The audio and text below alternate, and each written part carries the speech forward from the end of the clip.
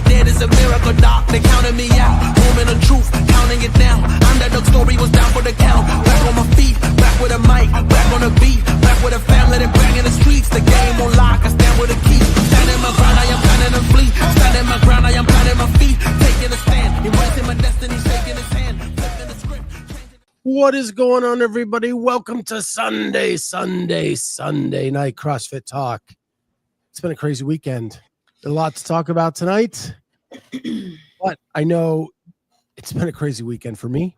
I am sure it's been a crazy weekend for you two ladies who were doing the online affiliate online semifinals. Age group, yep. All that, yeah, age group. So we're going to talk about that tonight. But I have gotten a few DMs, so I am going to say why there was no show from us on Thursday and Friday. And that is because on Thursday, I was talking to my mom on FaceTime. While I was talking to her, all of the sudden, her head dipped down into her hands. She got back up, and the whole left side of her face started drooping, and she started talking with a slur. And I asked her to stick her tongue out, and it shot to the left. And I panicked, and I called 911 and got the squad to her, and she had a stroke. So we packed up our stuff and headed to Pennsylvania.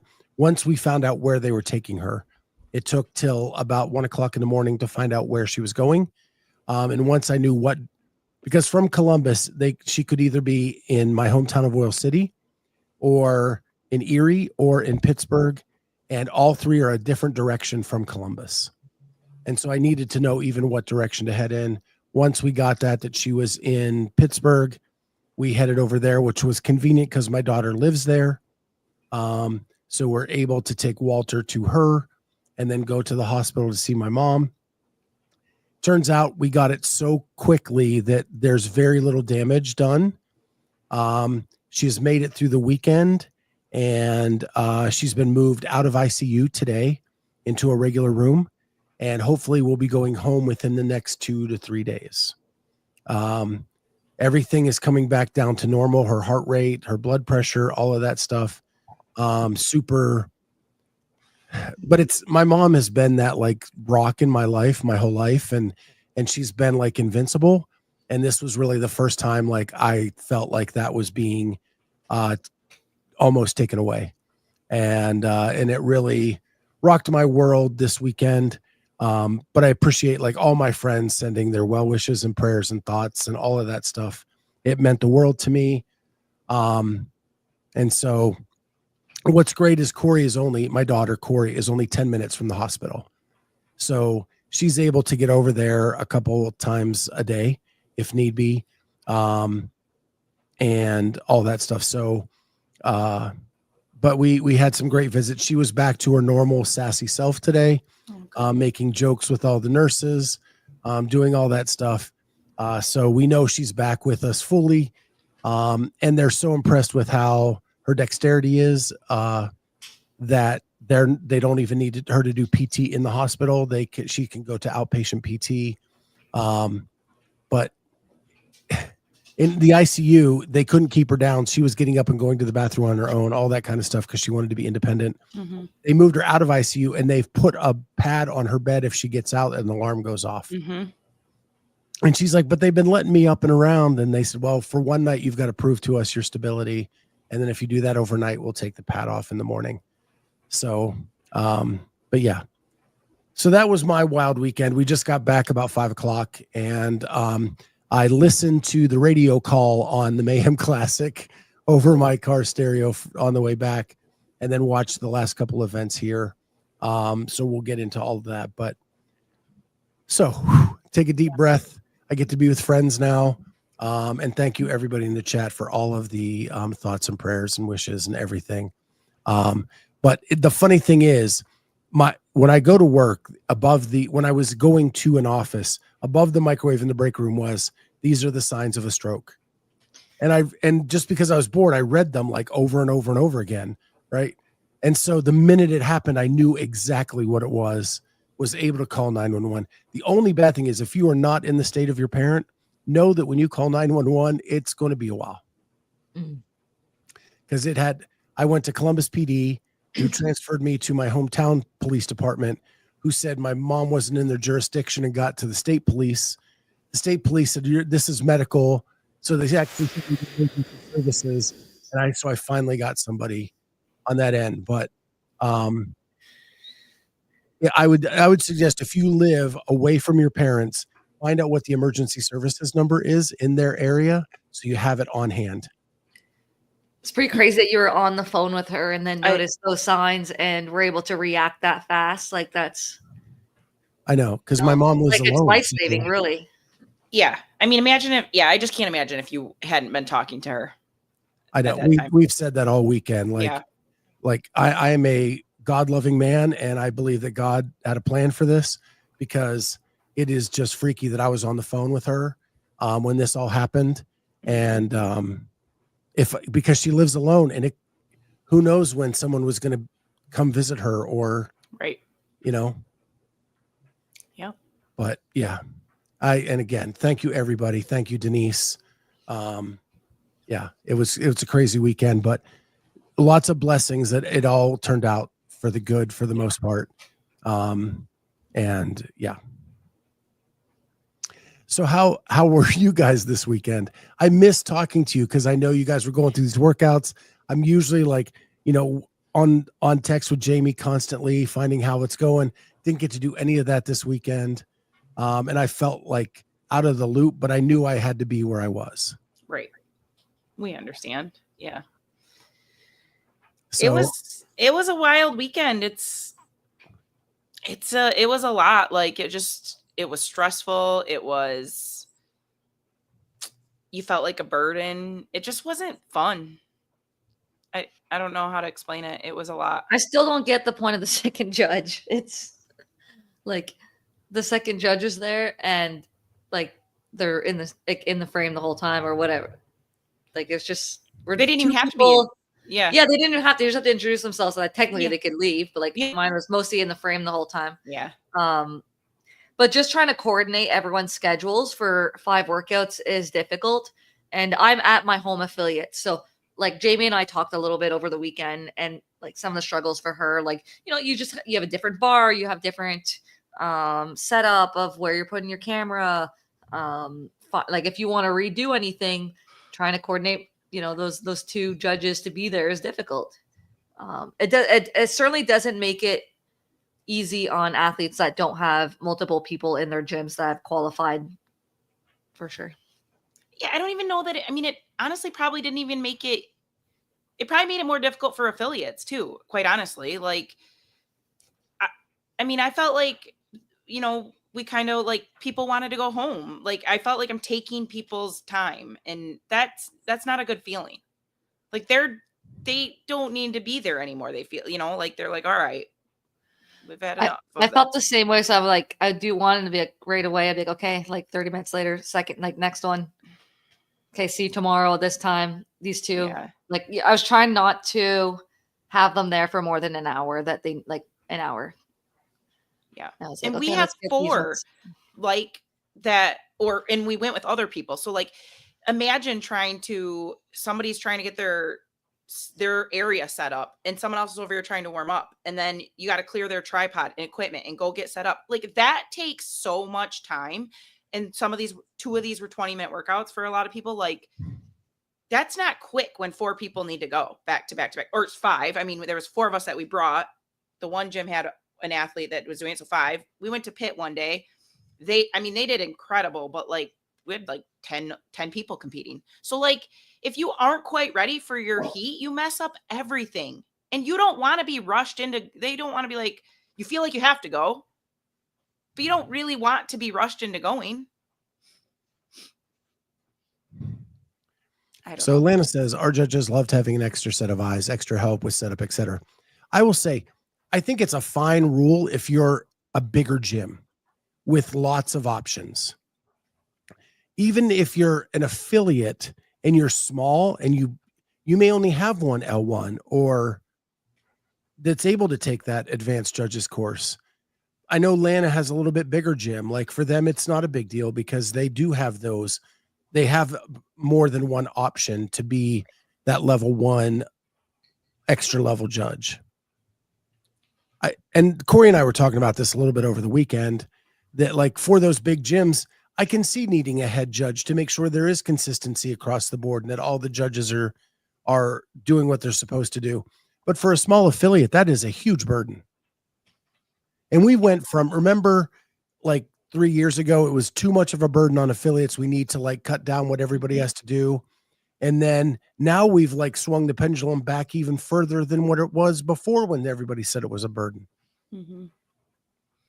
Yeah. I mean, I agree with Lana, like the extra set of eyes. I do really like appreciate that. But on one hand, I almost feel like some people come in thinking, hey, there's going to be all these extra eyes or somebody knows what we're going to be doing. So I haven't read everything in like fine tooth comb because I think I'm going to trust these other people. And then you really probably like, then you're spending time like, shoot, somebody says something. You're like, wait, I didn't read that. Let me go check that. And then we got to meet, our minds got to like get on the same page and like, okay, nope, I think it's this. And like, I don't know. It's just weird. Yeah. And then Denise said it felt like it took an hour per workout. Oh, 100%. It did take like an hour. When you go to input your score and put in your judge, and then it doesn't even have the drop down for the judges. Holy smokes. Yeah. You just put your judge's name, full name, comma, next judge's name. And then you're maybe like, not comma. I hope I spelled them right. Right.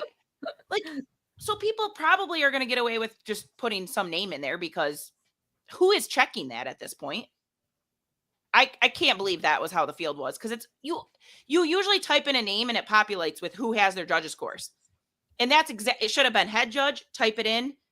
And those people should have been alerted. Mm-hmm. Like,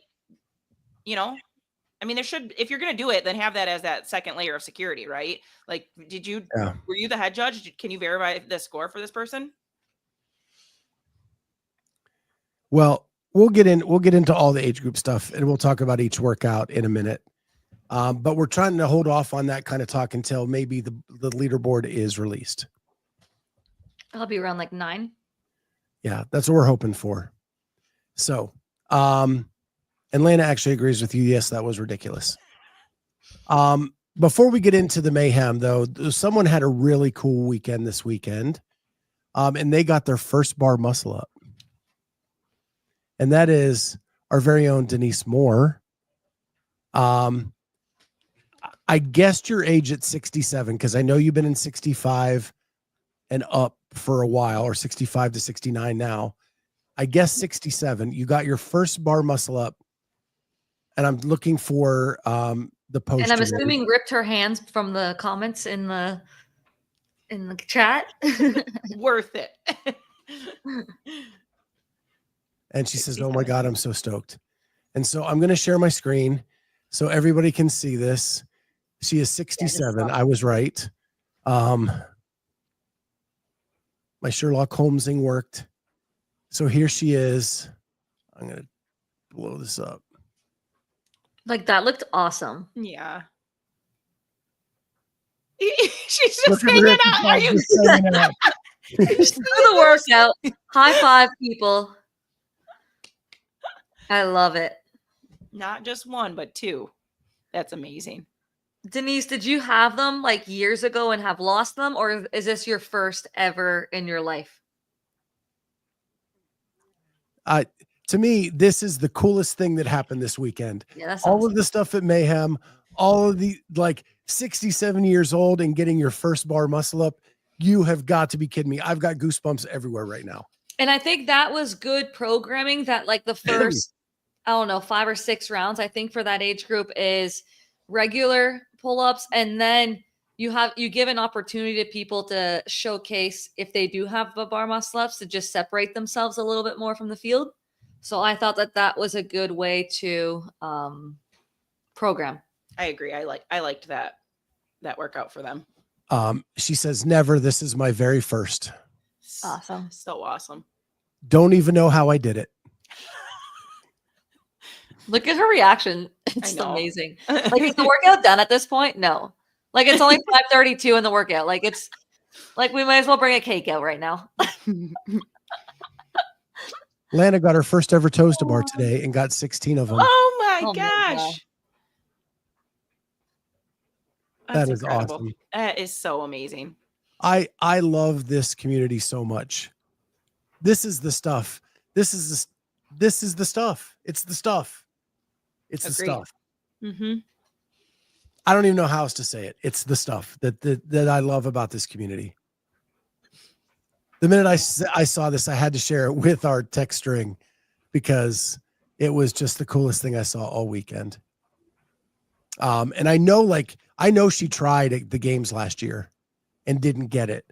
So to see her get it here was really, really cool. So, all right. So let's move on to Mayhem. Don't forget to like and subscribe to the channel. If you like that bar muscle up, hit that like button. Come on. How could you not? Give Denise more some love.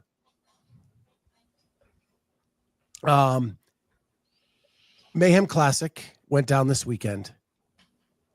The first thing I'm going to ask you is they conscientiously made it a shorter competition windowed weekend because Rich has said forever that it was going to be better for the spectator to have like a shorter window to watch. What were your thoughts about that, first of all? Man, I'd like to see at least 6 events. It seemed like if I were to go somewhere, I would have liked it to start at like noon or 10 a.m. on Saturday. Like, why are we starting at, sorry, that was my dryer stopping. Okay. Yeah. I don't know why we started at like 4 p.m. on a Saturday. That's crazy to me. Yeah. I don't know if they had other obligations already, like some fundraiser stuff, or I know some people were doing the age group. That's what I in some wondered. of the area. Yeah. So That's what I wonder if have that heard. played a factor, if like that's why they went later. I heard that they invited all the age group athletes that are Mayhem athletes down and then gave them all a free ticket to stay to watch the classic. So they did the workouts in the morning, got to watch all afternoon, got to do the next set on this morning. So yeah. So they would have done Thursday, Friday, Saturday. You basically had to be done Saturday morning, mid-morning. Or real early this morning. Yeah. Yeah, I guess you could have done another one this morning. I know Yeah. your day doesn't start until 11 a.m. Yes, correct. But other people, we get up earlier than that. I did like the condensed schedule, like in terms of more back-to-back events. Like you're not waiting like hours before tuning back in. Like I thought that was good as a viewer. But I agree like with Jamie. Like I feel like I wanted still like a 6th event just to see the shakeup in the leaderboard, because every event just makes like there's some shifting after every event. The more events, the more that the right person normally kind of pulls away. The events look grueling though. Like it looks rough. Like he felt like he wasn't trying to like kill them, but like they got like those look painful. How many baby deer finishes did we get? A lot of legs. A lot of legs. But ton of grip too. Like between those legless and then those bar muscle ups. Oh my God, I can't imagine what their pulling felt like. Oh yeah. Do you think they were like CrossFit and WFP don't want to squat, so we are going to do all the squats for everybody?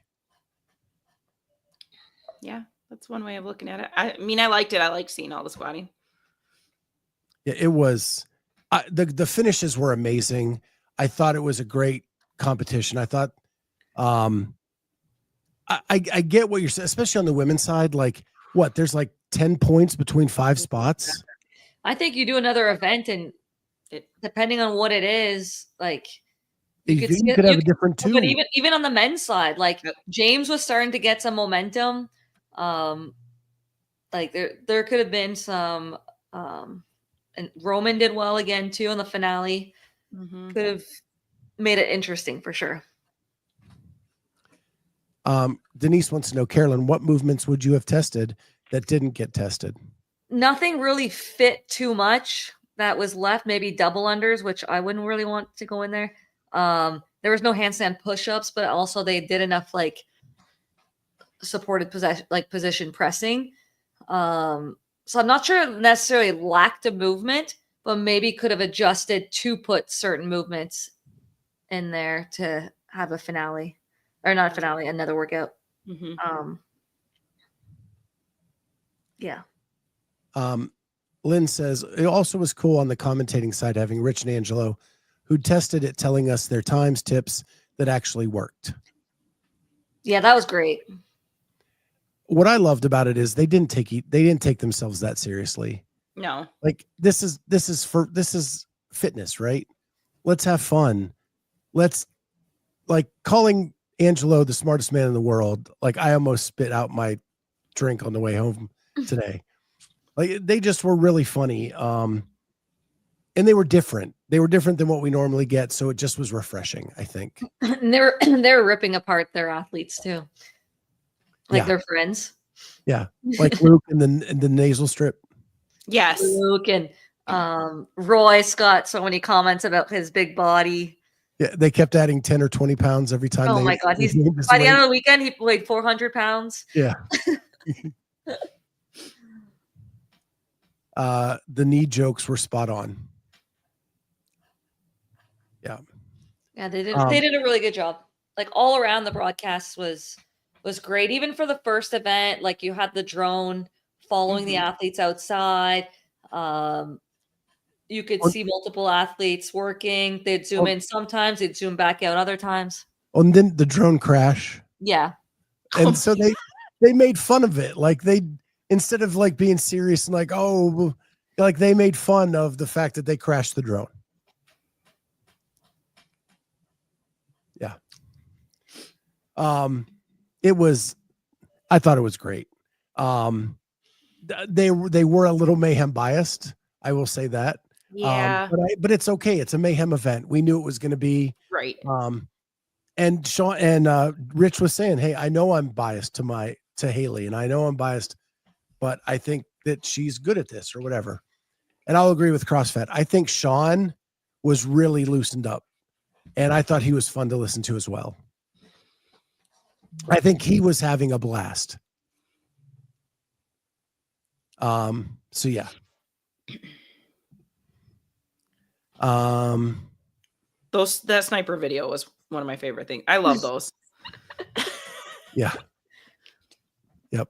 It's crazy because everyone looked so demolished after the event, and then Colton finishes and does not, like, he refuses to sit down. Like, he refuses to show his competitors that he has any pain in him. He's just like, hits it, walks away, and is like, I'm good. You guys are, struggling, but I'm still here. So would you say the programming was good overall? Yeah, I thought it was good programming. Yeah, I mean, I do feel like Heavy Isabel may have swayed things a little bit. Like, I feel like that's probably what kept Sprague out. And Emily. That was his worst finish. And Emily, exactly. So there you go. Your third place finisher on both sides was basically swayed because of Heavy Isabel. Sprague took fourth, but he was only 5 points behind Roman. Yeah, that's right. Yeah. Mm-hmm. I mean, Roman did nothing all weekend, and all of a sudden he kills the last event and he's in third. Yeah. Like, that's how close the scores were. Right. That's where I'd rather see a sixth event. Just, I don't know. It's just that tight. I'd like to see something else, but what workout it would have been, I don't know. Would it have been favoring the same type of athlete? I don't know. I think of like what movement they could have done. Maybe a deadlift, maybe. That'd be range of motion too, though. Deadlift. Trying to think of movements I didn't do. Jamie wants toes to bar. Yeah. They could have toes to bar. So let's say who won. So on the women's side, the winner was Fisa Gaffi. I don't know who picked her to go to the games last week. But I was 1 for 2. Fee won. Abby Doma took second. Tiebreaker. And Emily Rawl 5 points behind in third. Yeah. On the men's side, Austin Hatfield won. Colton, who I did pick to go, took second. And Roman was 30 points behind, I believe. Yeah, something like that. Austin and Colton had a great weekend. They did. Yeah, they did. They did. They looked so impressive. And so while I hear you say maybe one more event, like really, there's not much that would fit there, though. That's the thing. You'd have to adjust what was programmed to add another event. Like you can't really put ring muscle ups. Even handstand push-ups doesn't really fit as much. No. You would have to adjust some of it if you want to add another. That's the only thing. Like I would just like more events, but That's Yeah. same. But I don't want that to take away. Like Colton and Austin had pretty much a dominating weekend. Oh yeah. Even though the score got kind of closer at the end, like they truly earned their spot. And I loved what Colton said at the end. Like, everybody was saying these are big boy workouts. And now they're all bitching because they're saying they were short people workouts. His interviews were great. You can't have it both ways. And he gave so much love to Austin about this guy proved he is the best and we are all chasing him. Mm-hmm. And the way he did that, I thought was not so he did the jabs, but then he was very classy in what he said about Austin at the end too. And that's why Colton is the most popular male athlete in sport right now. I just think it was good redemption for him. Like after having an event last year that had the echo bike and ring muscle up, and he had mishap like in that event, for him to have an event with echo bike and a bar muscle up this time and twice the echo bike, I think that's a cool way for him to earn his spot back to the games, show off what he's been working on, and just enjoy now getting ready for the games. Like it's good for him. I was honestly surprised on that event for him. Like I was like, oh no, he may lose out his spot here. Well, you look at the people chasing him and you're like, know. oh man, if these people get on the bike, like all these people are going to go in the middle of it or like push him down. Yeah. And then you start thinking about the first heat and Jack playing a factor and some of the other athletes. And you're like, can he hold on? And then he sure did. He did. I know. It's so impressive. Yeah, I was super happy for him. And what I love is, Hopper's been saying he's the king of the echo bike. And Roman said, hold my beer. Well, and Jason beat him again on the echo. Yeah. 30 seconds on that opening bike. James looked incredible on that last bike. Yeah. He did. James beat him. But Roman 30 seconds on that first bike. Yeah, that was insane. Oh my gosh. That was. Do we know if any of these athletes, if any of them are competing at the European one before? Because there's two events before the in affiliate semifinals, right? It's the Brazil one and the Spain one. Brazil one they can't go to. Maybe Guy can go to that one, but I don't think he's doing the season. Are any of these athletes competing at other ones is my question. Roman going to Europe.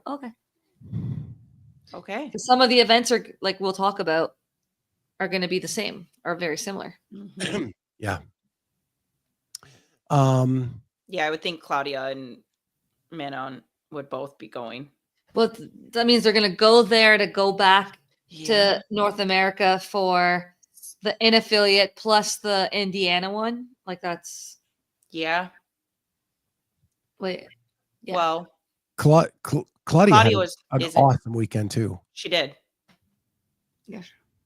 Well, there was a lot of gymnastics for the females that she could separate. She's quite, elite at the gym, like the legless, the bar muscle ups, like that bar muscle up workout for the females. Like the bar muscle up was a separator, mm-hmm.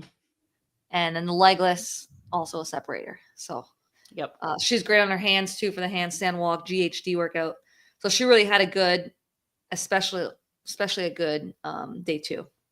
Because I think on the female workouts, they were separated a lot more by the gymnastics there. So you two are athletes.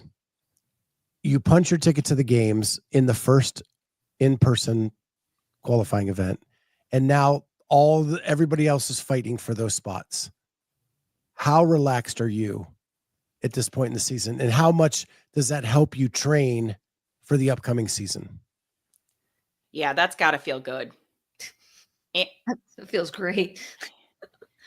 No pressure, no in-affiliate semifinals. Like, you can test workouts for people. Yeah. Like, you're chilling. You can take a week off here, start building back up. Like, whenever, like, you know exactly now your path when you need to build. Yeah, and that's the advantage of going to this competition if you have a chance to qualify early. Like, that's a chance you take. Denise says I'd be eating all the cake for a week.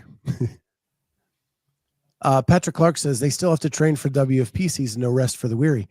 But Abby Doment wasn't invited to be a signed athlete, so right. Yeah. So some of them are just saying whether she's going to accept the challenger position or not. And I don't think she made the top 10 or 11 for Indy. And she may just say, hey, I got my games ticket. All in. Yeah. Now, Fee did make top 10. Right. But she wasn't a signed athlete either, which is kind of interesting. The only signed athlete that punched her ticket was Austin. Yep. Just a thing to make you go, Mm-hmm. Just a gentle observation. One funny thing I did see I wanted to bring up is for the last event, I saw people taking towels out and wiping down the bars. Oh my God. I saw that too. Bar muscle ups, and all I could picture was Carolyne rolling her eyes. Same. It's the first thing that popped into my head. It's so annoying. I want the chalk on the bar. We've always had chalk on the bar, and people are just out there with their little towels. Eye roll. Yep. And one thing I wanted to give kudos to Mayhem for is I loved the new way they highlighted sponsors. In the dead time of the broadcast, to like go to the booth and talk to the people and show how they would use the product or whatever. The Rogue one really, I thought, was awesome because it showed the volunteers putting together the rig, putting together the floors, and giving like kudos to them. And I've been saying for years that dead space, why aren't we selling that off to people just to put some kind of ads there, right? To offset the cost of the broadcast. You may not make a ton initially, but if that grows over time, maybe you could. But I did like the way that it wasn't just like a read or, a typical flashy video. Like you got to meet the owner, or you, like the Rogue one especially, seeing the volunteers help put together the rig and the floor and all the people it takes to do all that stuff, I thought was really cool. And it highlighted how much a part of the community Rogue is. Yeah, all around the broadcast, everything that they did, I was very impressed. And it's been a while for us to the last event, I guess, Whatappalooza was the last major event that we saw. So, we've been waiting for another event to watch, and I thought that Mayhem did a great job. And, the fans of the sport, like, we're all tuned in. What did the viewership get to? I saw like 13,000 at one point, 14,000 maybe. I saw 17 today. 17 today? So like in the final event. Is that good? I don't know. Like, is that good for a semifinal? Is that people count them at different times? I think that because it's a weekend, it's better tomorrow to look and see how many people watched it. Because if you're not watching it live, you're not seeing that number live, right? Mm-hmm. You want to see like how many people watched it all together. Like even TV has switched from like the live broadcast numbers to what are the numbers within the first 24 hours. And then they do then the numbers from the second day to the seventh day. And they call those like the streaming numbers. So I think you would have to look at it in that vein, just like TV does today too, because not everybody watches live TV. And Lynn makes a great point. Also, Aussie in Europe watch later. Yeah. And they'll have a lot of like people that go back and watch it, especially as some of these events, you know, or variations of them start popping up at Mhm. different like ways. You'll go back and watch, you know, the Isabel and people's paces and start studying, you know, who did well or people that like are similar to you. CrossFit, actually, it was shared by the CrossFit Oh, good. website. Yeah, it was on their games homepage, You which can I watch it directly was from there. surprised because last year they didn't post anything about any of the semifinals or barely anything. So I thought that was really good that you could click on the link right from the game site this time around. Jamie loves on aquamarine. Green is my favorite color.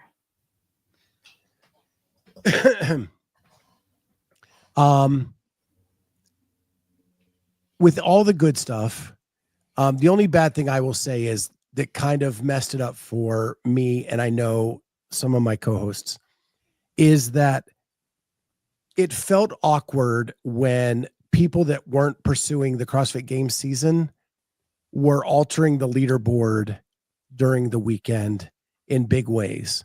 And the prime example is Guy. Guy is not doing the game season. He wins Heavy Isabel.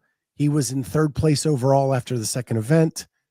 And it just muddies the water. And I think that as a fan makes it more confusing and harder to sell the sport to other fans to come watch when you have to explain that, well, even if this guy finishes top 2, he's not going to the games, and then third place will get it. And then you have to get out the whiteboard with the algebraic formula and tell them like who gets what. Do we think he impacted the standings? Like if you took Of course. well, He I'd took like 100 points. He did Yes. well in that last event too. So I'd like to see if he got in between. I anyone. mean, it was what, 15 or what did we say, 30 points to Roman? Like, I don't know if that's gonna matter. If he wasn't in there at all, but I don't know. Yeah, I mean, it's going to be crazy as we go because some, like Syndicate has said, if you have your ticket, and the way they're pooling their players is open finish and semifinal finish, so that it is only going to be people in the season that go to Syndicate. And if you got your ticket, you're not allowed to come either because it messes up the leaderboard. Right. So Syndicate is looking at it as like, we want it to be an easily understood top 2 make it. The podium is the podium is the podium. But not every semifinal is doing that. Right. NorCal is not. Like because there's Colton earning opportunities too. right. So Colton is going to NorCal to earn money. He's the last year's champion. He wants to defend his crown. And then it gets complicated, right? I saw Holta signed up for NorCal too. So I'm wondering if she's pursuing the semifinal too. That'd be cool to see her back competing. She's good.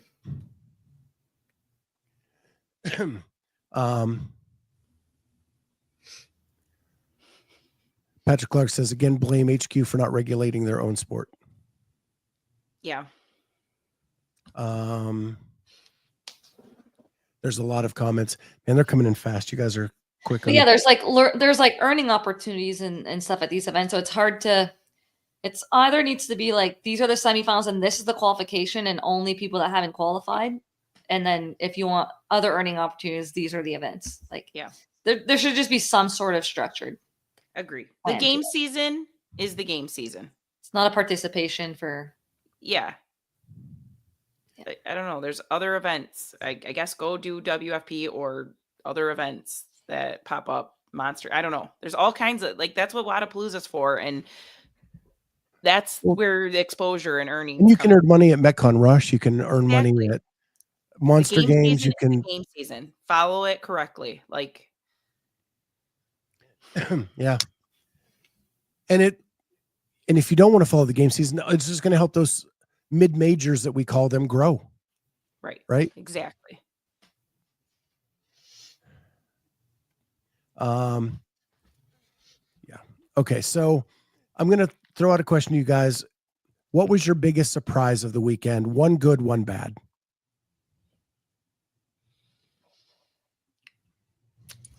Let me go back and look at the leaderboard.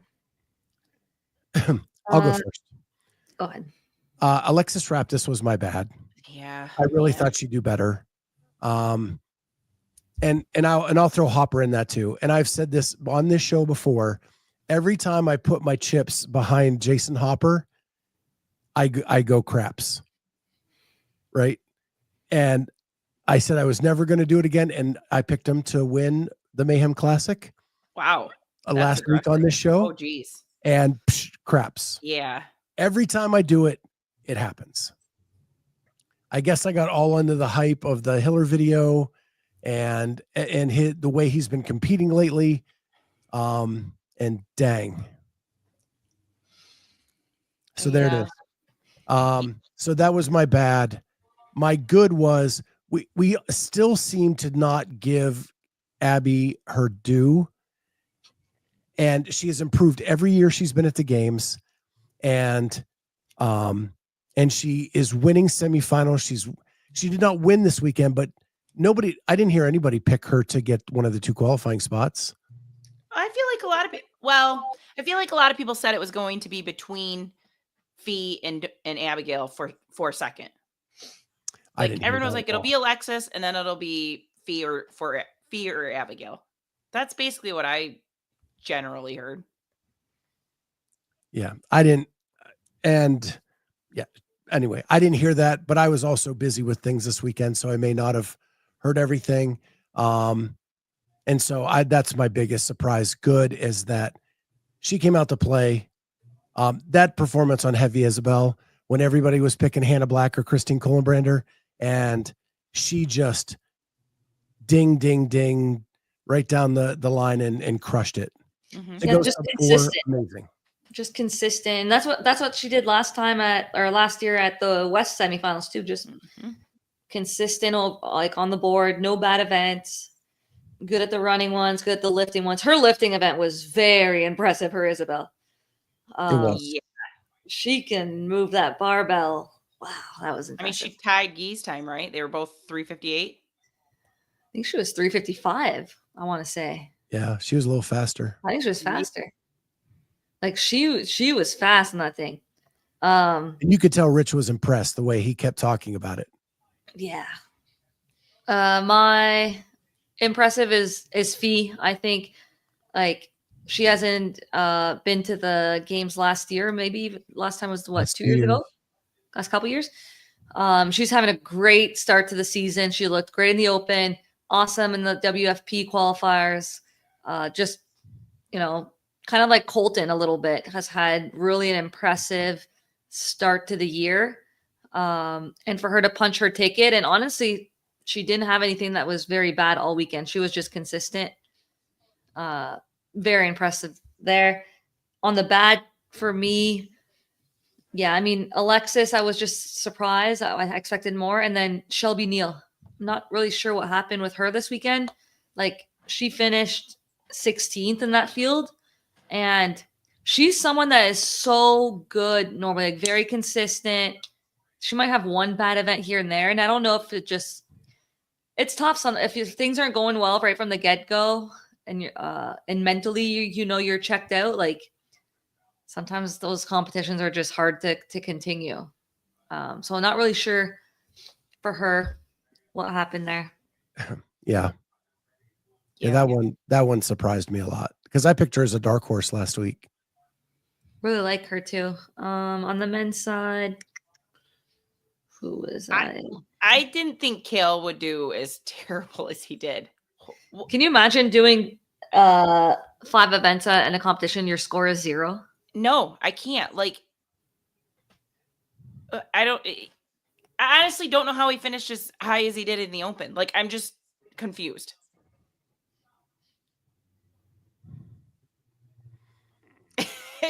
It just didn't make sense to me at all. I'm like, I don't know. Sometimes for years we have people that do really, really well in the Open, and when they get in live competition, they don't do well. But he doesn't even appear to be an Open freak. Like, I can't see like straight fitness out of that guy. Like, I don't know. He's done well the last couple years though in the open. Yeah, I saw his name like, so there's got to be, you know, those movements that pop on the open, like the burpees, the wall walks. Those movements must be like really wheelhouse stuff for him. Like it's just different. Like these are higher skill, heavier weights. Running, you don't see for distance there. His burpees may be good, but now he's, you know, 5 foot and he's got to go above a 48-inch box. The echo bike, we don't see that in the open. The legless rope climbs, we don't see that. He's short also, which also is a, you know, a bad thing for in a men's field that has, you know, plenty of guys that can do it in like 3 to 4 reach.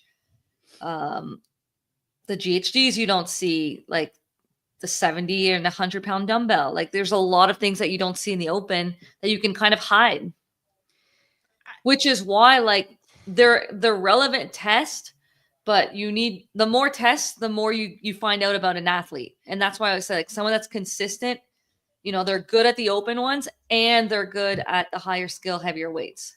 And there's people that have holes in both.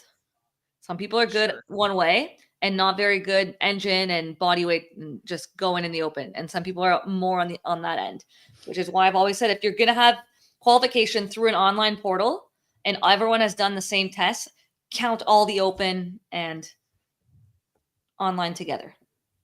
Like take away everyone else and that's 1%. Like they're different tests. Lynn said he said all his worst movements were in the classic. He was like F. Well, I think that would be Captain Obvious. I mean, then you're just not good if at you score a CrossFit. 0 on every event, like yeah.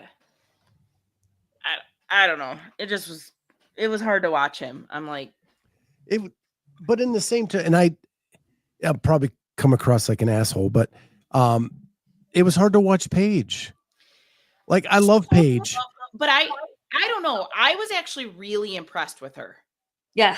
Like I would say Paige did better than Kale. That's what's sad. She is 8 weeks out and she looked better. She did 150 burpees. Yes. She snatched 155. She did all those leg lifts. Out there on the floor that soon to come in dead last. She almost didn't take last on 2 events. Like Paige is probably breastfeeding between events and then coming out and doing her workouts. Like I knew you'd come after me on this, but it's crazy. While I agree with you, there was only 8. Well, there was only 18 spots. There were supposed to be 20. There's only 18 spots, and you wanted them to have 17 and just not have her. I mean, they clearly couldn't fill the field. What was the point? I don't know. CrossFit. I agree. Like, I just think more people should have been invited before Paige. Is all I'm saying.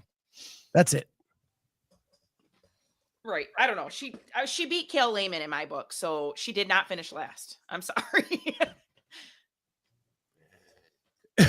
Okay. I will stop picking on Paige. I love Paige. Like Paige is one of my favorites. I just wonder how her body is going to feel after this weekend. Like that's a shock for her. I'm so nervous she's going to have rhabdo and be in the hospital, and this is not going to be good. Like I'm seriously nervous for her. Cat's with you. Yeah, that was when she finished those GHGs. I'm like, you probably need to go breastfeed. Like you need to stop. You should just stop this workout. But I mean, yeah, we'll just leave it at that. I don't want to say anything else to get me in trouble. I love Paige. Let's just say that I love Paige, and I think she's going to come back and be an awesome athlete. Yeah. Again. And maybe like mentally, this is her motivate. Like this competition for her was motivation to get back in shape after having a baby. Because like, I can't imagine how difficult it is to have a baby and just like start that process like over. And maybe that's why she wanted like that 2-month mark to just, you know, train and have something like a purposeful get back to it type thing versus not having a competition for her. Who knows? But I mean, what she was able to do 2 months is impressive nonetheless. Whether it was healthy or not, I have no idea, but it was impressive. All right. So that so now we have 4 tickets punched to the CrossFit Games. And that's pretty awesome. We are deep in the season now. I just went and checked the leaderboard, still blank for the age groups, which we were waiting for. Speaking of Nistler, she is badass too. Dude, Nistler, yeah. She's good. Yeah. Yeah. She did similar last year too. Like she popped a baby and within a week she did thrusters at 125 in the open and bar muscle ups within a week. And ended up winning the CrossFit Games for Yeah. the 35 to 39-year-olds. Yep. Yeah, she's beast. She's a freak. So let's hit some quick news stuff and then we'll get into the age group semifinals from the weekend. It's been reported this week that Games tickets are not selling as fast as the past. The one thing I will say, and it is slow, I'm not debating that, but this arena is much bigger than any arena that the Games have ever been in. So there are way more tickets on sale. One, I think the price is a little outlandish. Yeah. Especially when you've cut it from like a 3 to 5 day event or a 5-day event to a 3-day event. Mm-hmm. And the price goes up by a couple $100. So that's a little bit insane. But there's been a lot of allegations about maybe in the past the Games didn't really sell out. That it was just a way to make it look that way. So I guess I could probably see something like that. Daniel Church says because there's literally nothing going on in Albany, but there really wasn't a lot going on in Madison where the Games were. That's probably a good thing. Yeah. That's a dead time in the year too in Madison. Like there's like the athletes aren't there, the students aren't there. That's why it was so great. They should have never messed with a good thing. But then you can't say that's the reason they're not selling in Albany. Right.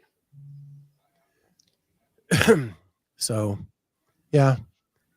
And Denise says you always saw empty seats in the past. Yeah, but what happened is like if you were an age group fan, you had to buy the same seat than if it was the elite, and maybe it got confusing because you couldn't always be there for every event because maybe the age groups were going in another place or right. Anyway. Laura B, I hate that there's no outdoor venue. Yeah, I don't think we're going to see that for a little bit. A lot of people are blaming the tariffs. Sure.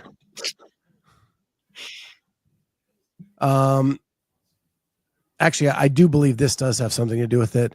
Should stay in the Midwest, easier for each coast to travel. Yes, Madison isn't easy to get to, but it's easier to road trip to Madison. Yeah. Yeah. Yeah. The Midwest, then both coasts can get there relatively easy. Where if you go to one coast or the other, it gets really difficult for the other to go cross country. Mm-hmm.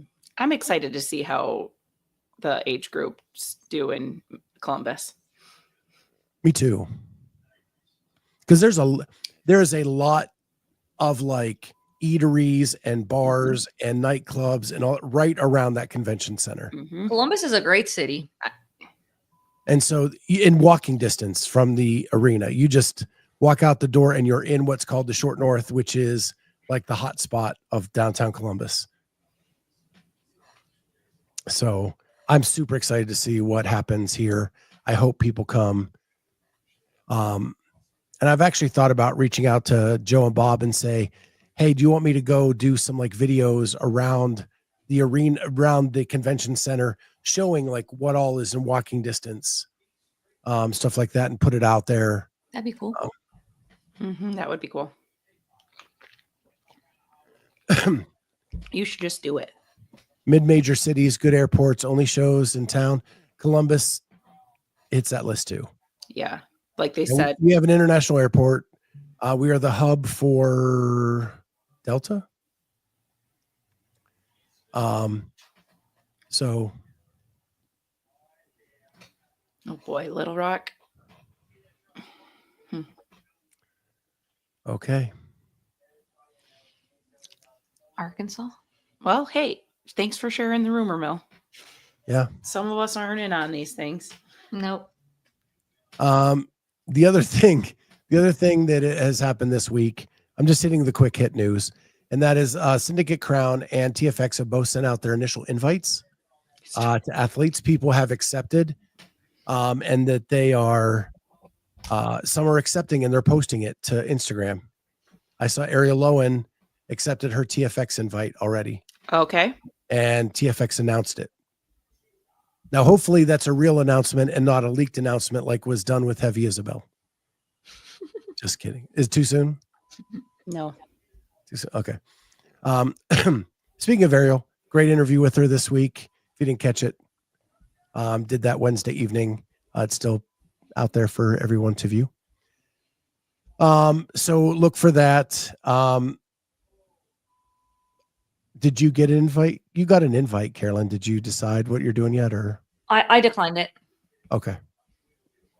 You I declined already Syndicate? paid. What's that? You declined Syndicate? Yeah, I did. I already have I've already accepted my NorCal one. That one was like $400 that I already paid American. Right. Like I swear, like Crazy. it's a lot Canadian. So I already accepted that one because I was planning on doing that one, and it's close to Lex, so it just makes sense for me. Those 2 weekends being back to back, I just can't take that time off work like that. Like it's impossible. Like I can't miss before exams coming up for school and stuff. 2 back-to-back weekends. It's not possible.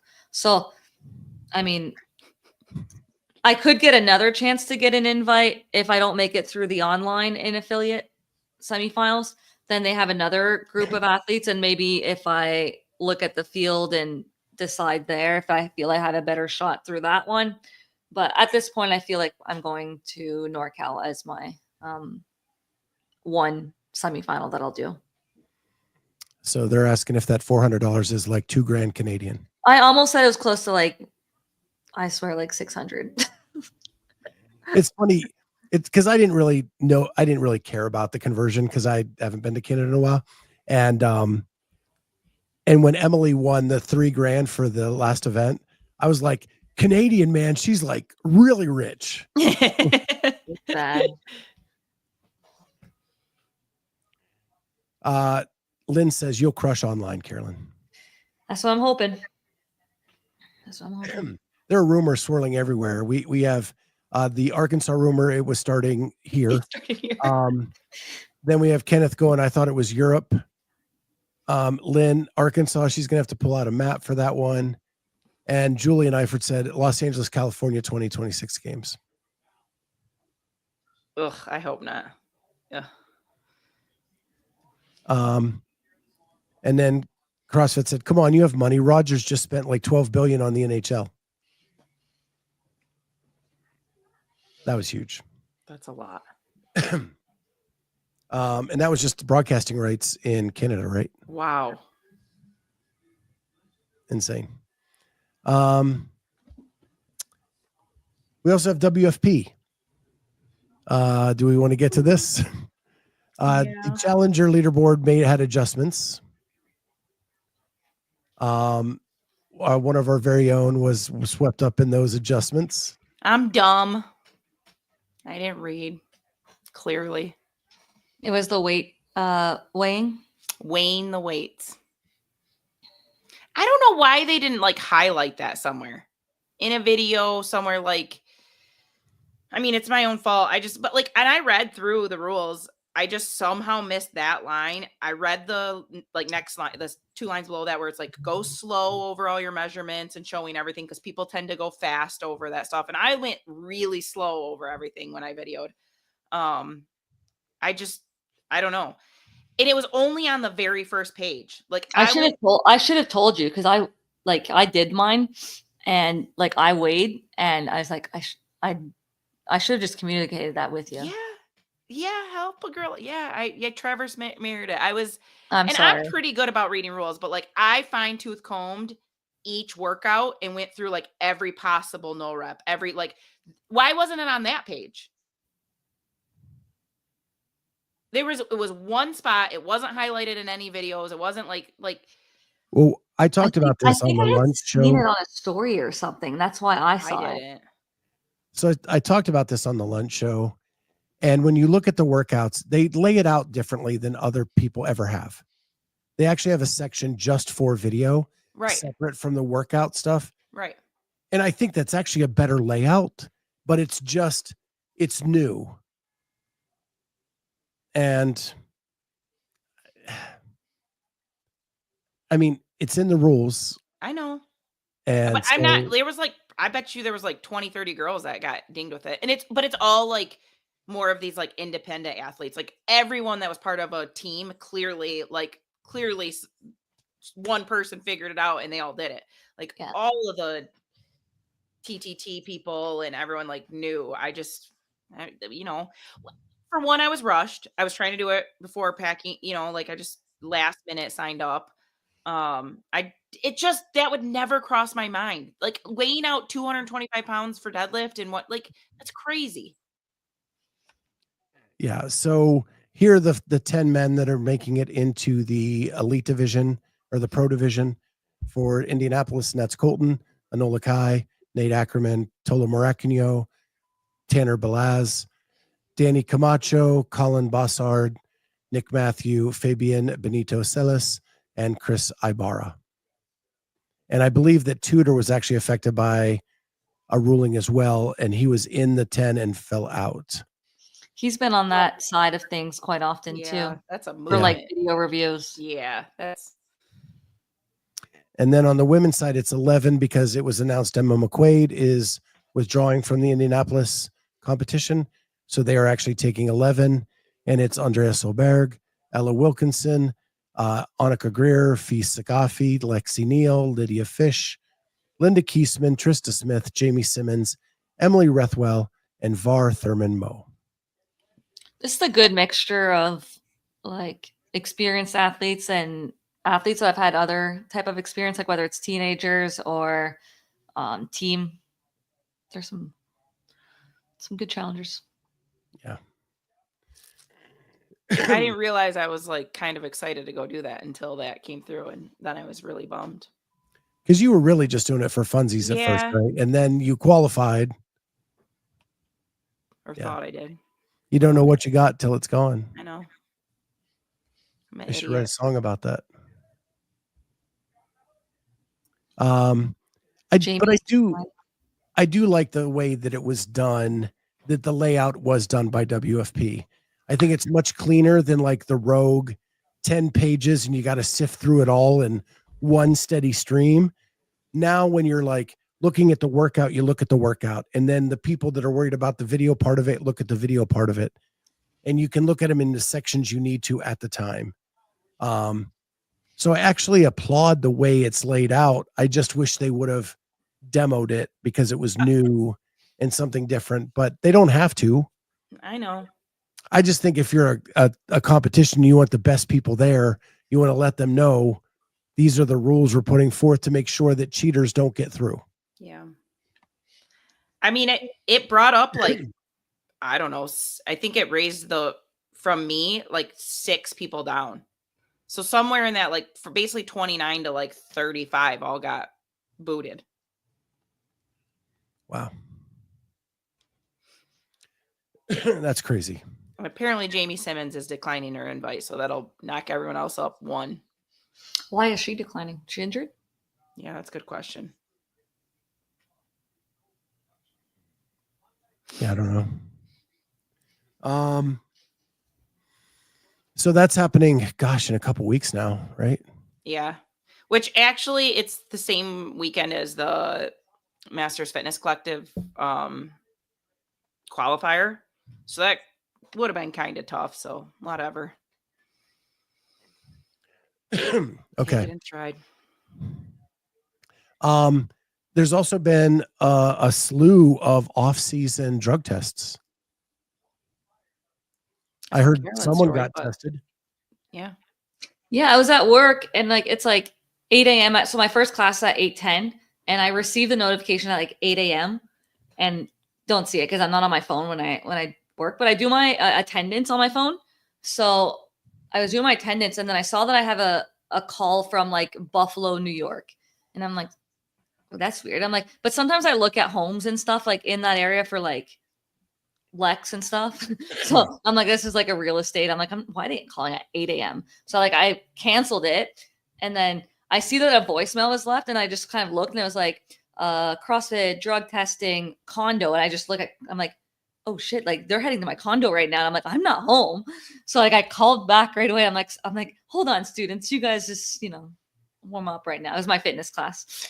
So then I called, and then they're like, we're about 45 minutes from your condo. You should have gotten like an email yesterday. I was like, I didn't get anything. I was like, and I looked back at my phone. I saw that I had an email like 10 minutes prior. And I was like, I'm not home. I was like, is there any way you can come to my school? And then she was saying that she was coming from Buffalo. So like where I work, it's actually like closer to Toronto than that. So then they came to my school, and I had my principal cover my class. I'm like, when I get like drug tested, like I don't want them going like around me in the school with my students. So if you could cover my class.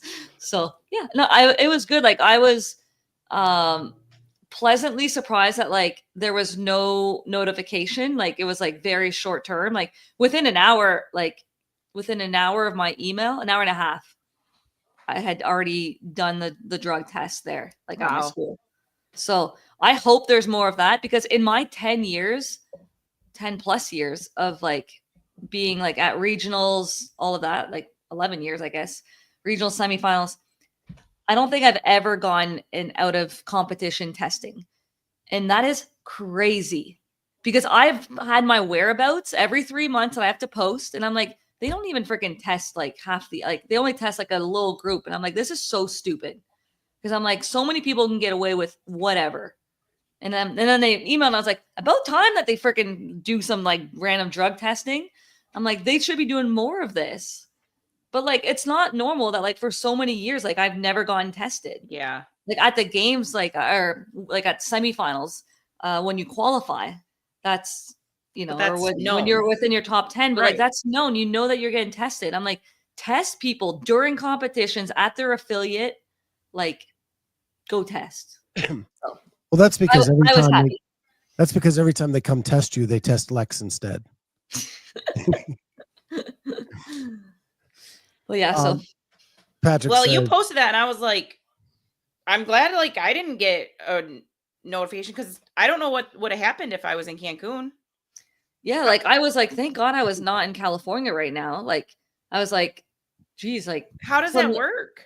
Well, you give your 3 months whereabouts, and if you travel, like if you're away for, certain dates, but there's odd times where I forget, and I might just do a last minute trip to go see Lex like in Cali. So I'm glad that it wasn't that. Yeah. Or sometimes like Easter weekend, like I'm going to go home to see my family. So, I mean, I guess I could drive back to Toronto if needed.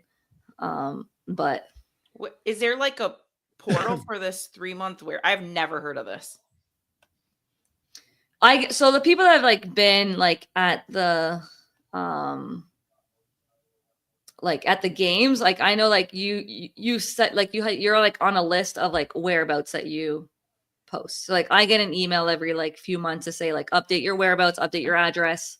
Okay. But normally like I'm always in Toronto, so I'm either at the gym, school, or home. But I happen to be at my school there, so. My students thought it was cool. They're like, Madam, drink water. Because I told them I was getting drug tested. And I'm like, guys. So I explained them how it works. And I'm like, when you're an athlete, like you have to give your whereabouts and they can show up. And so like, they thought it was really cool. And they were telling me to hydrate some water. I'm like, geez, I need to drink so that I don't miss like my next class. Like, because I didn't want to miss my math class. All right. So, yeah, I know Jason Grubb got tested. I know Carolyne got tested. I think I saw one, I think like Fee, maybe Abby Domit too. All got tested out of comp. And then Patrick did have a joke. Tested positive for maple syrup, bacon, and bagged milk.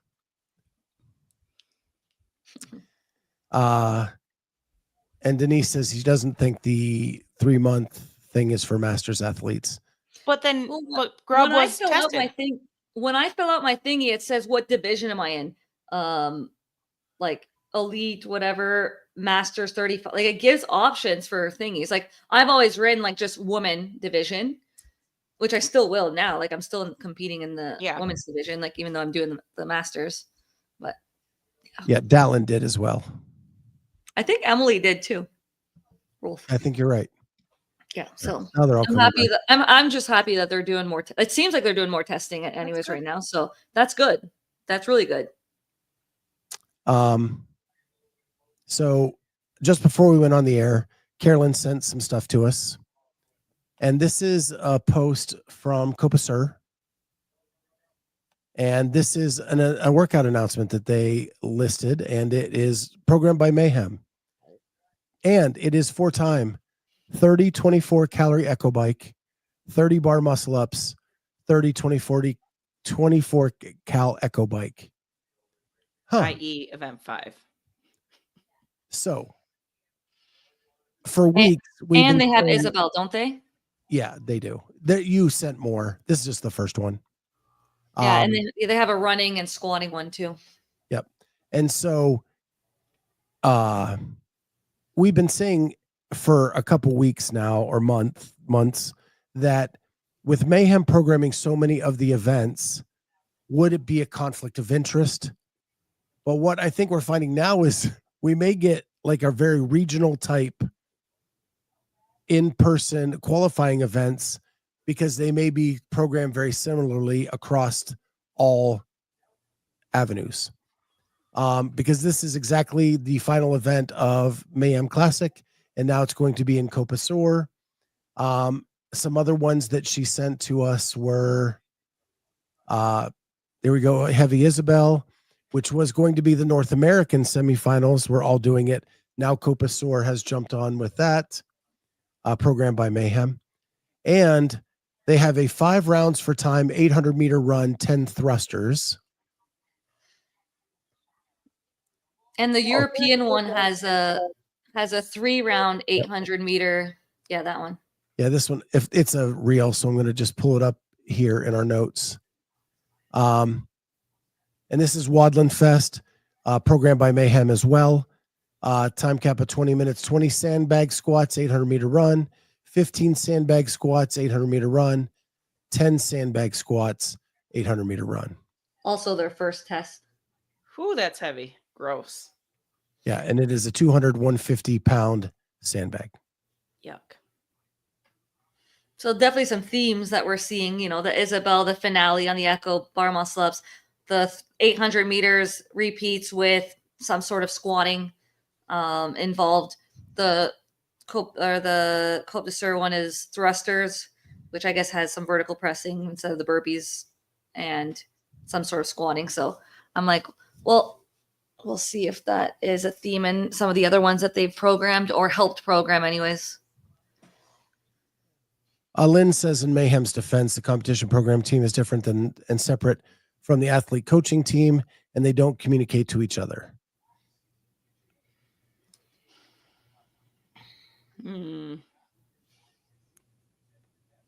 I think if you listen to Rich's podcast, you will find that they try to communicate with each other.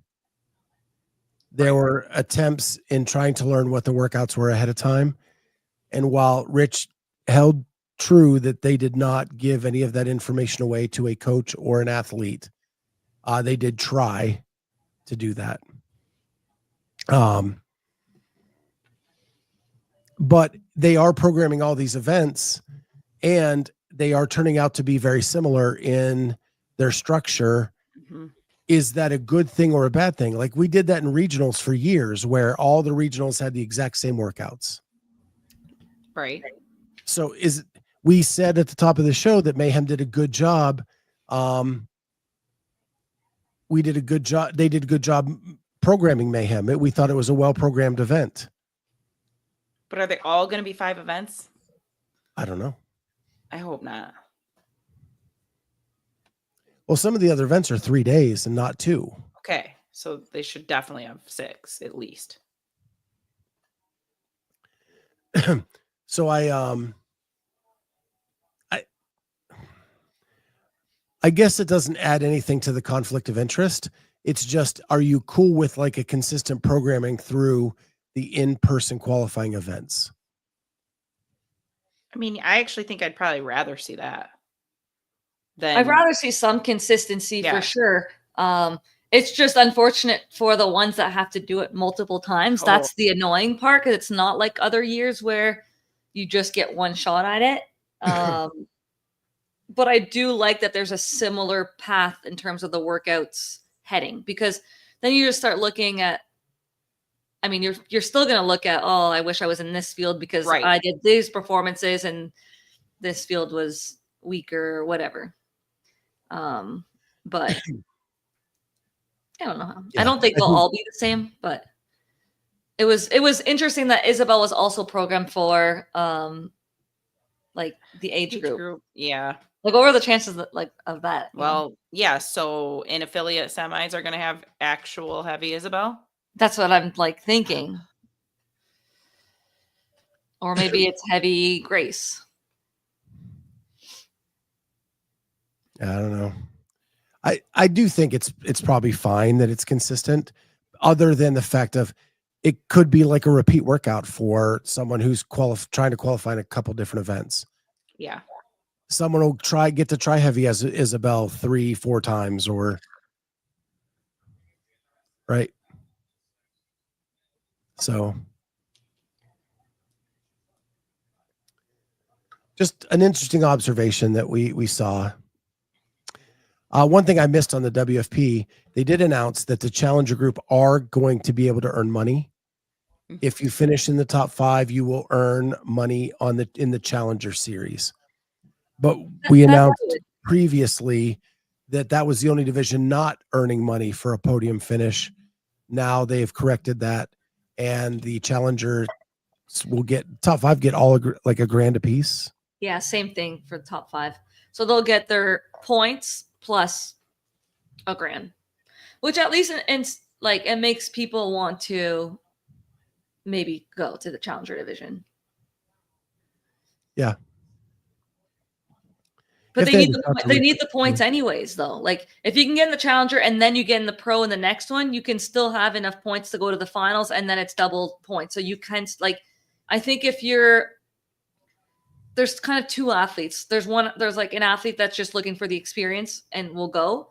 But if you legit think that you can get points and make the pro run, then you have to.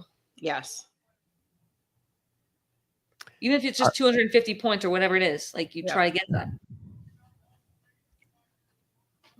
Boys Interrupted said it. Someone will do Isabel 2 to 3 times. Hopper and Sprague are going to do it 2 times now. Probably That's 3 going if to be they an do it. interesting Monday. Boys Interrupted. What CrossFit said, I bet Kale Lehman is pretty bummed. He can't avoid the programming anywhere. Poor Kale. When are the age group ones going live? So they're still not live. So let's dive into the workouts and how you guys looked at them this weekend. Let me see if I can pull that up really quick. What was the first workout as I'm trying to pull it up now? Bar muscle up, the clean bar muscle up, 10-minute AMRAP. How did that go for you two? Good. I think we both did well at it. Carolyne crushed Yeah, it. Jamie and I communicated a little bit over the weekend, which is nice because we're not in competing divisions. So we kind of shared scores or little tips on certain things. We both made it in the round of 11. I thought the transitions was a factor. Oh, we got the show now. Yeah. Like, I thought the transitions on that one, I could have maybe pushed more. I didn't push the transitions enough, especially in the later rounds. I wanted to, like, I finished and I felt fine. Yeah. Like, I didn't, like, it wasn't as bad as I thought personally for that one. Yeah, I think I mentally let off once I knew I was getting into the 11 and I just got soft. I think like the numbers go up and you start going up so fast and you're like, crap, like what am I pacing for? And you kind of just like slow down a little bit. Yeah. Like I think if I were to redo that one, I could have like made a bigger difference there. Yep. It's the type of one that like once you know what you're pacing for after doing it, you can kind of push it a little bit more, especially on the transitions. Mm-hmm. But it was a good workout. It was a good workout. I actually think it was a really great workout. But in the scheme of the whole programming, I personally feel like this should have been, not that I wanted it to be, but I feel like this should have been 1 squat clean, 1 ring muscle up. Ring muscle up. Yeah, I think we should have tested ring muscle ups. And I think you should have made it be a squat clean. Squat clean or a heavy front squat. But then, yeah, squat clean probably better.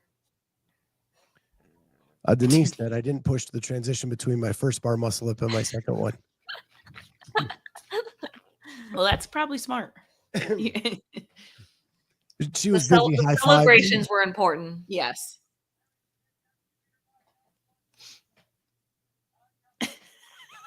Prevo finished. Jamie got soft. Yeah. We both finished. Don't be.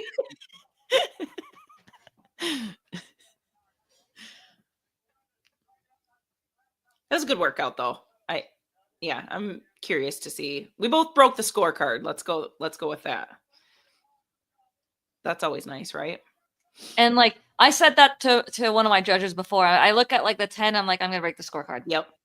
And then I get to the round of 10 on the cleans. Like I'm at the round of 10 and like, I don't know, it's like 7.5 minutes. He's like, come on, break the scorecard. Yeah, that's exactly what they were saying to me. I was like, I don't really want to care anymore.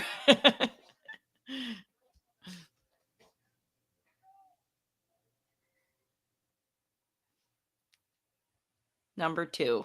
This one was so hard to judge. And this is the one that has me most nervous. I mean, I'm nervous for Isabel, but this one has me very nervous for the leaderboard. This is definitely a big strong athlete can do some damage on this one with like the row power and the shoulder to overhead. I tried to stay in like the thousands for the cal row as much as possible. Sometimes you get tired after the barbell though. Yeah. Yeah, I was basically around that for the rowing. Yeah. I just couldn't hold on to the barbell at the end. I was so slow at that last barbell. Yeah, once I got off the last rower, I hunched over for like a good 10 to 15 seconds before picking up the bar. And like, I don't think I would have changed anything on my pace on the row. It's like if I could have eliminated maybe 5 to 10 seconds there. I'm not the strongest in like shoulder to overhead, or like it's not my forte. So I was okay with this one.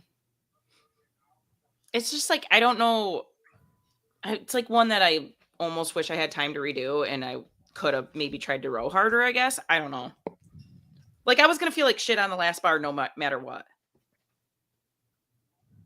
But I don't know. Yeah. So with all the complications and your gym not being an affiliate, you were put in a position where you had very small windows to do the workout. You actually also had a small error in video. Yeah. And so that like wasted one of your windows. Yeah. I don't think we talk about that enough either, right? Not only is there this burden and you have to do all this stuff, if your video doesn't record, or if someone walks in front of your video, or if someone knocks over the tripod or any of those things, like that whole attempt is scrapped. Right. And there were floor layouts for this too, right? So your camera had to be in that spot doing all this stuff. So I think that is an additional burden.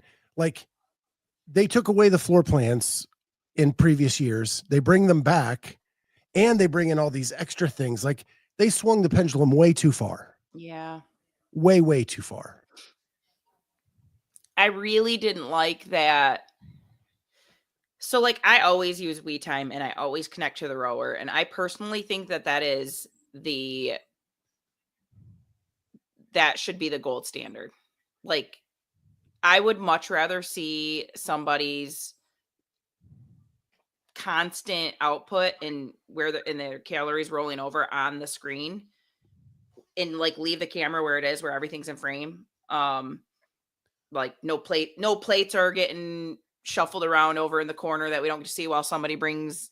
I mean, I don't think people are going to do that kind of stuff, but I think the camera should have stayed back and you should be connected to your rower through that Bluetooth and you see what's going on. We have a rower at the gym that like almost sort of like skips. Like you could yank the chain and it would like somehow jump to like 2,600. And if I wanted to use a rower like that, I feel like you would never know that unless I was connected to it.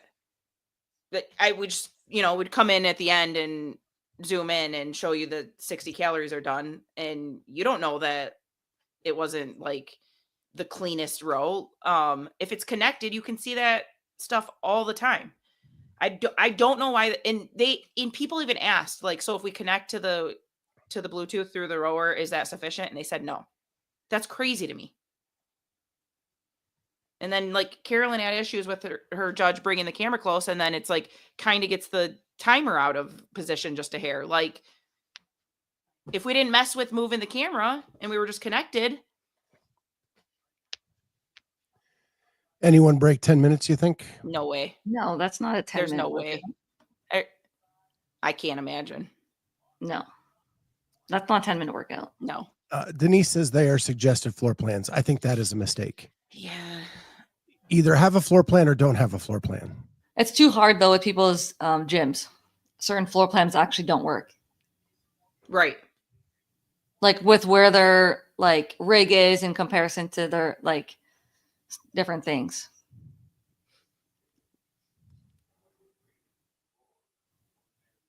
I don't know. That was just a big high power output. Like you're That's a power output one. Yeah, like your bigger athlete is gonna obviously move the barbell better, and they're obviously gonna row better. So whatever. And then you have a shorter person workout here to even it up. Yeah.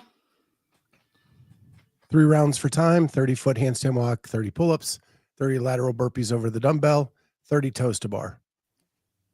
I think the one thing that I said to Corey this week is like, I don't get the dumbbell. Like it's not used for anything during this workout. Why pick something that was hard to judge in the open to jump over and now bring it forward to semifinals when you could pick any object because you're not using the dumbbell and anything else and put it on the floor to jump over? That's much easier to see. Should have just been line facing burpees. You got your line for your handstand walk. Just do it over that. But honestly, yeah. I think this one I think that should have been wall balls there. Personally. That would have been good. Yeah. Wall balls. Yes. Clearly, if you haven't heard me say, I think there should have been squat cleans and wall balls now. We missed squatting. The burpee combo with the toes to bars definitely got your core. Yeah. Because you like as you do your burpee, like you kind of do a mini sit up as you like go over the dumbbell, and then you go right into your toes to bars, and you're just kind of feeling your core. Yep. To me, it was like the first 2 movements. The 30-foot handstand walk was irrelevant in the workout. It was more like for people that have the handstand walk, anyways. You're just kind of recovering there, being smart on the pull-ups. And then the workout where you can lose or gain time on people is on the last 2 movements. Yep. 100%. CrossFit says target burpees or dumbbell thrusters. No, I think the wall balls would have worked well there. I think wall balls would have been perfect. Like you're using the rig, right? Like, I mean, I guess it could have sucked for some gyms, but I think most gyms have their wall ball targets on their rig and you're using the rig. It would have been like perfect. I wonder if that's why they haven't programmed as many wall balls. Because when you have certain floor plans, like where you put your wall ball can have a factor in terms of having an even like floor plan. Yeah. And it's the same thing for like sometimes rings and ropes. Yep. Like a lot of times if you program those, I always feel like you should program it with something like an object that can be close to it, like a dumbbell, like a barbell, skipping rope, running, something that you're not putting certain like gyms at a disadvantage. Right. I agree. You have to think about like that kind of stuff. Yep. This workout, I first did it and forgot to say fitness 25, so I had to redo it. Oh my gosh. Yeah. This is the one Carol and I both had to do. We both had errors. I just was like on spin cycle on the box jump overs. I go the exact same way on and off, and I literally am spinning in a circle for 50 reps. And I finish and I'm like, whoa.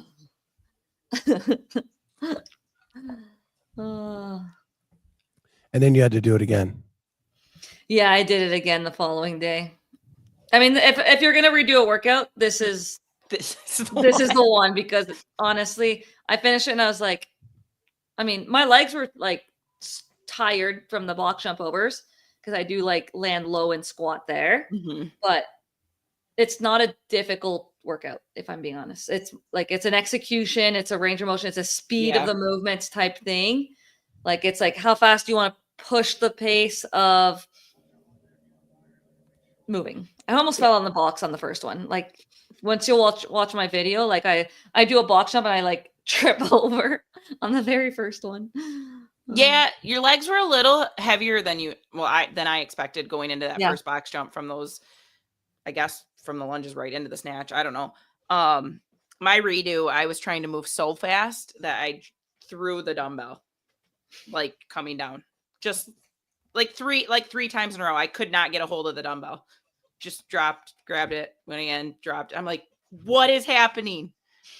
Trying to move too fast. But it was still a successful read. It was faster. It was a good little sprint, I guess. Yeah. It'll be interesting to see some of the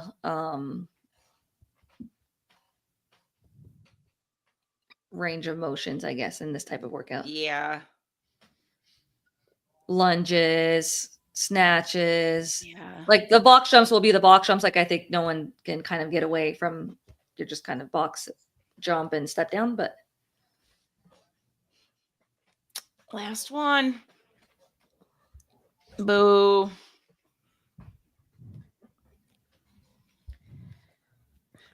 We know that Jamie loves to lift. Here was her opportunity. It's a good workout. Yeah, I don't hate barbell cycling, so I think I did okay. I do think I could have probably done it faster. But for me, I think it was a pretty decent. I think I'm going to get killed in my age group, but I think I did decent for myself. I mean, it's like 83% of my one rep. Sorry. My computer's on 10 minutes to die, so yeah, I mean, for me, Isabel is okay. I'm not known for my snatching strength. Oh, you've got a good snatch. It's okay. I'm better at like a light barbell where I can just bend and snap. Did it have too much value at Mayhem with only 20 athletes versus an online event like this?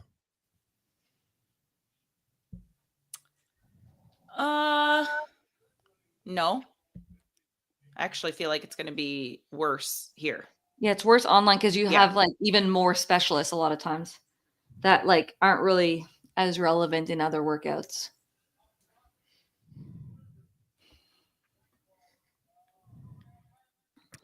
Jamie, start laughing. Well, some things, 30 snatches gets to be kind of a lot. I got 536 in this. I would have liked to be like right at like 5 minutes.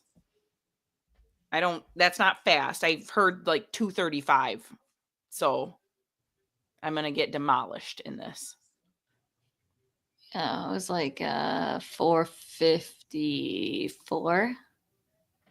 Yeah. So see? I'm like just starting to work on my regular Isabel, like the one that I'm gonna have to do like at NorCal. So I'm like basically once they released that, I was finishing the open, and then I was taking a week or two, and then I was going to like start ramping up my Isabel and start to actually practice that like 155-ish more often, like in workouts, and then actually do like a strength progression of it. And then this one came out and I was like, oh, okay, I guess this is a preparation for it. Because I haven't done it like a proper Isabel since like 2016 was the last time I did Isabel, like regular. So I've never done heavy. So this was a good opportunity to practice it for me this weekend and get an idea of pacing, because I didn't even know really how to pace this one, how to do my power snatches, until when is I going to power. So yeah, I'll have to, I guess, try the 155 soon. I'll be doing a lot more squatting in that one for sure. Like I'm normally not really a good power athlete. Like I will squat clean everything. Like I will squat snatch everything if I need to. So I don't know how the 155 will feel, but yeah. Carolyne, some peeps were asking if they should stop scaling for the 35 to 39 and start with the 40 plus. Thoughts? Because it means you'd have just done regular Isabel. Well, regular Isabel is 95 pounds. Yeah. You mean just regular? Heavy, like there's heavy, like everything above 95 is heavy Isabel, technically. Right. Like this is just Rich's version of Isabel, is the 225, 155 from like years ago. But I don't think it's like the known, like it's necessarily the standard. Like you could do it a little bit more. I don't think they should have. I think this was the proper scaling. I think this is definitely heavy enough. Yeah.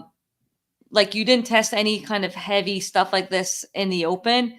And there's a lot of people moving forward that honestly, some of these weights were too much for some of the athletes that like were in that 2% moving forward. Mm-hmm. Like even the 16, 17-year-olds, like needing to, let's say, short over 225. Like there's just such a different development in some of the like athletes at that age too, that some of the weights is difficult sometimes to predict for certain age groups. 35 to 39. Yeah, I don't know. I thought it was good. I thought it was appropriate. I don't think it needed to be 155. You guys had 155 for how many reps last year? Like 3? Yes, for 3. You're not going to go from 3 to 30 in a year. Right. Like that would be stupid. Like that is, you can't do a workout last year that has, I think, what was it? Like some shuttles or it was rowing. It was rowing and snatching. Yeah. Yeah. So this year is rowing and shoulders overhead. Shoulder overhead, yes. But I don't think you program 155 for 3 reps 1 year and then go to 30.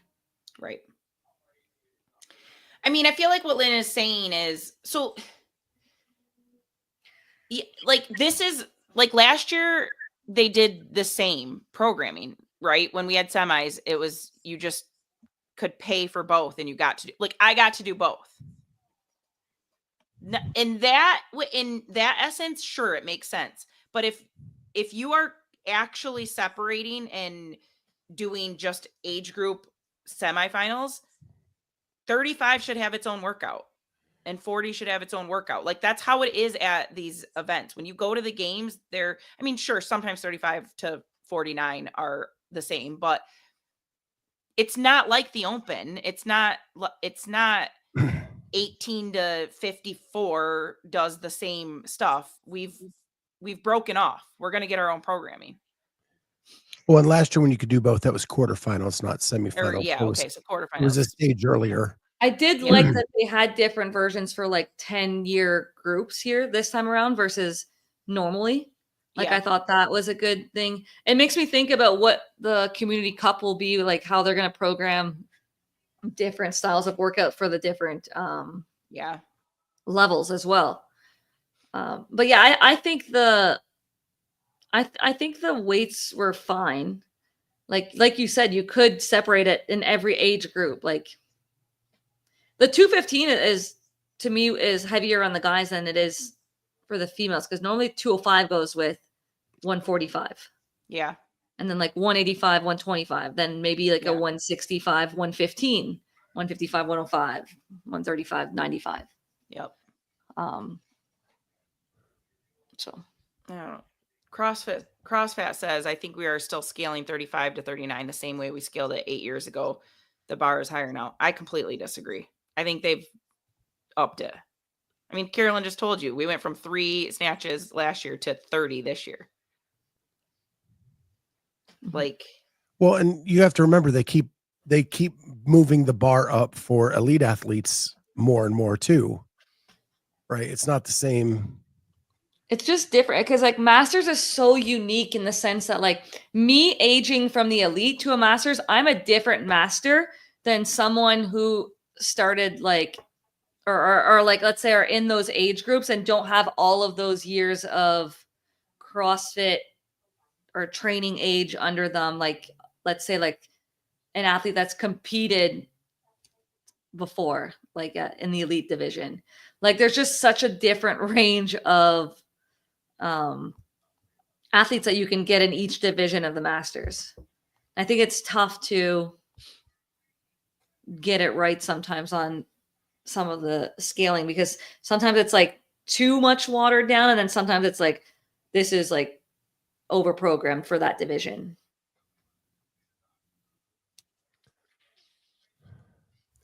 Well, I don't know if we're going to get a leaderboard. okay. I think last year they had trouble with their leaderboards too, right? Yeah, last year the semifinals for age groups took days. Yeah. To come up. Remember they had like an error in the background, and Maybe everyone's videos is clogging. They weren't expecting all these video submissions. Like do it, but like normally people don't have to post all of their videos, right? Yeah. So I wonder mean, if that's affecting the oh, platform that they're using. I don't know. yeah. I'm not the best with technology, but just a I mean, it should have been, I would think most people would have been putting those in each day, and it shouldn't have been this mass like submission at 8 p.m. tonight. Like, you're crazy if you're trying to upload all 5 videos. you're not really uploading the video to the site. You're uploading a link Right. because the video's on YouTube. Right. And it's not an official leaderboard yet, so they shouldn't really care. Exactly. They're going to make corrections to it over the next week anyway. Small Yeah. team. They sent emails to like get ready to judge the saw that. videos. Yeah. It's good. Yeah. Yeah. There have been some like good adjustments in terms of some of the things that they've implemented this year. I agree. I think that, but if you add the public viewing videos for everybody to judge, and you add a floor plan, a suggested floor plan with camera stuff, I think that's enough. The extra judge doesn't need to be there. Well, my question is like, what are we going to resort to? Like you have 2 floor judges there with their level 1s and 2 courses. You're going to have the community online voting that has, other angles and can slow things down and all of that stuff. It says not to do that. And it says not to do that, but people will, and people do. Like at a certain point, you have to also like, I guess, go sometimes with like what Call was on the told on the floor. Mm-hmm. And it's not always going to be perfect too.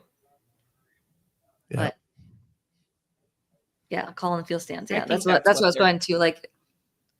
I do think that's what they're going to end up defaulting to. What would I be think cool is if you could have YouTube work with YouTube to disable the buttons. You hit play and it plays through. And that's all you can do. Then people just screen record and then slow that Yeah. down. It won't do anything. There's ways.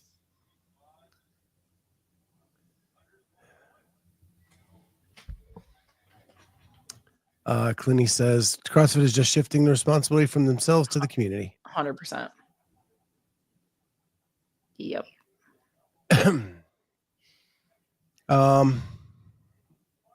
Okay. Well, since we don't have a leaderboard, boo. I think we'll call it for the night. We're already long. So I don't want to keep everybody up. It's been a long weekend for me too. Yeah. And I know you guys will probably be hitting refresh for the next few hours. I got to do programming still for the gym. I gotta go to bed. Well, good luck to you both. Hopefully we get these soon and we see good results. I'll be back tomorrow with a lunch with the Clydesdale. If it pops up, we'll talk about it. If either of you want to jump on, and you can, I know your schedules are tight. We'll do that. But yeah, we'll kick that off tomorrow. I might, if the leaderboards are up, I'll go early at noon instead of 12:15. So anyway, with that, thank you everybody for joining us tonight. We love you. You guys are always awesome with your input in the chat. Don't forget to like and subscribe. And if you missed Denise's bar muscle up, her first one ever at 67 years old, go back to the beginning and check that out because it was pretty freaking awesome. And it's a great, great goosebump moment. And it's what this whole season is about. Mm-hmm. So with that, guys, thank you very much for being here. We'll see everybody next time on Sunday night CrossFit Talk. Bye, guys.